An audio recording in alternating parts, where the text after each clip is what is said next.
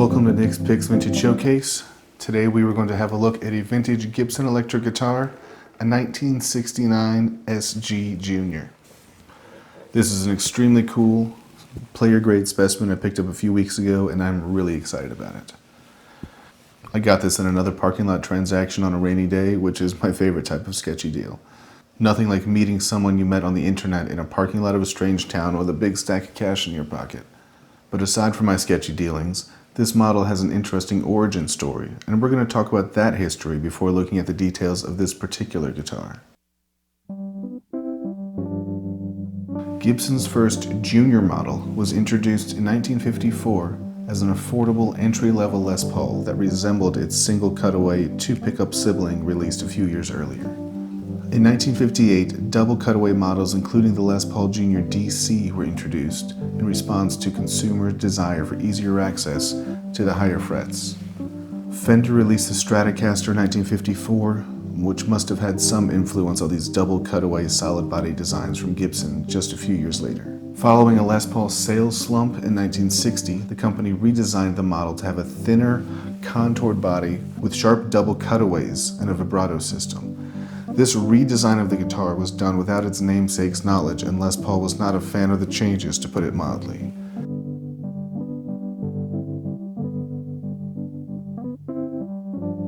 He insisted his name be taken off the model, and after 1963 it was known simply as the SG, for solid guitar. You may be surprised to know that Gibson's best-selling model of all time is an SG. The first iteration of this, technically called the Les Paul SG Junior, had a dog ear P90 pickup and a smaller, more stylized pickguard that would eventually change. It featured a single-piece wraparound bridge with a compensated tailpiece, and a vibrato quickly became standard hardware. In 1966, the SG Junior was updated with a larger batwing pickguard and a soap bar P90 pickup, as you see here. This version is known as the Large Guard Junior, to contrast it from the earlier, smaller pickguard model. In the 1969 Gibson price list, the SG Junior is listed as being available with a cherry or walnut finish, with a Gibson Vibrola standard, and had a price tag of $199.50. For reference, the SG Custom was $525 that year, and the Les Paul Custom was $575. Originally marketed as a student guitar, the Gibson Junior models quickly became embraced by professionals for its power and tone. This was a full-length student model that achieved wide appeal, unlike other student models, such as the short-scale Fender Music Master that I have a look at in another video. The SG style that resembled this one didn't see its first reissue until 1999. In 2011, Gibson re-released an SG Junior that looked more like the original early 1960s stylings. This guitar was built in 1969 and shows a little bit of its age, which for me is what you want in a vintage player guitar. I love the way this guitar looks and how it shows the battle scars and wear that can only be earned over 50 years of being out there in the world and being played hard. I wish this guitar could tell its stories. The body is solid mahogany and it has a cherry finish that is fairly faded in all the exposed areas.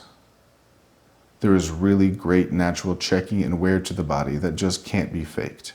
It can only be honestly achieved over time.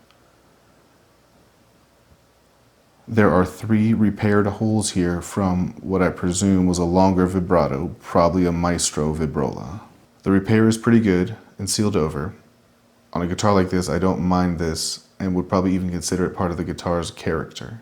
Down here at the jack, the finish is worn out all around it, which probably only comes with a lot of misses with the cable. Here's the short vibrato. It's clear that this has been on the guitar for a while, but I'm not sure if it's an original one or a reproduction. Under the vibrato here, you can see that the lacquer has been less exposed, has fewer cracks, and is less faded. I believe the top hat knobs to be original. The text is still readable and the indicators are there. I love the old school knob pointers, just a very classy and cool detail. This shape of SG pickguard is lovingly known as the batwing pickguard, and I think it's clear that this shape inspired the name. The SG Junior has one soap bar P90 pickup, which was a slight change from the pre-1966 Juniors that had a dog ear P90. It has a single-piece wraparound compensated fixed stop-tail bridge instead of the two-piece two-pneumatic bridge arrangement found on the SG standard. The cutaways are small and sharp compared to a Stratocaster. It was even a radical redesign compared to Gibson's previous double cutaway models. Here is the 19th fret where the neck and body are joined. The 1961 redesign moved the neck joint up 3 inches for greater fret access. The SG's set neck is shallower than the Les Pauls, fitting their respective body profiles. Let's get rid of these strings and pickguard to have a look underneath. There's an awful lot of scratching on the back of the pickguard. I know people used to sometimes put identifying information on the back of these things, and I'm wondering if this is all of that covered up, or is it something else? You can see here the difference in color between the area covered up by the pickguard and the exposed area. The unexposed portion still has a rich cherry color, and the exposed area is flat red, nearly orange. The wiring looks intact and original to me. It is braided with metal covering. There is some old paper tape which was often used in production and could be original.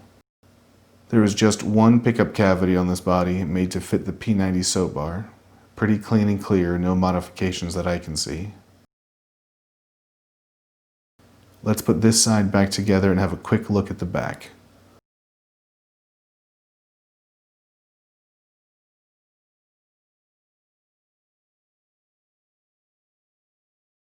There's good coloration and checking across the back and neck as well.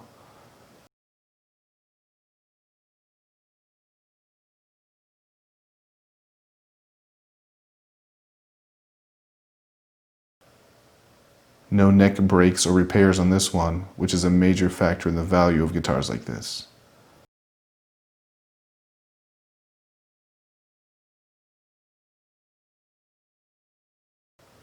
The mahogany neck is 24.75-inch scale with 22 frets and an unbound rosewood fretboard with pearloid dot inlays.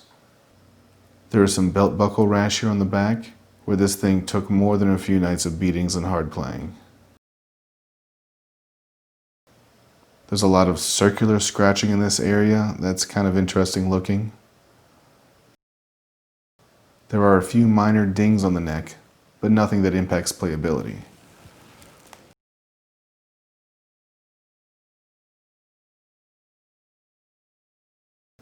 Here inside the lined cavity we have the original electronics, though I'm not sure about the jack yet.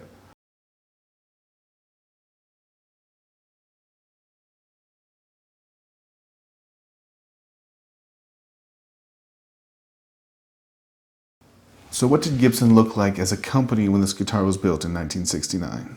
The Gibson Mandolin Guitar Manufacturing Company Limited was founded in 1902 by Orville Gibson in Kalamazoo, Michigan. The company was bought by Chicago Musical Instruments in 1944, which was then acquired by the Norlin Corporation in 1969, who retained ownership of Gibson until 1986.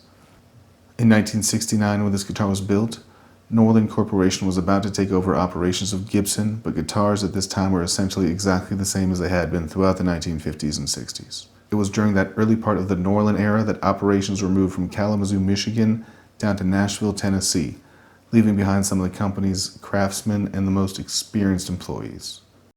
Gibson had been in Kalamazoo since its founding, and this move seems to be one of the first big things that impacted quality.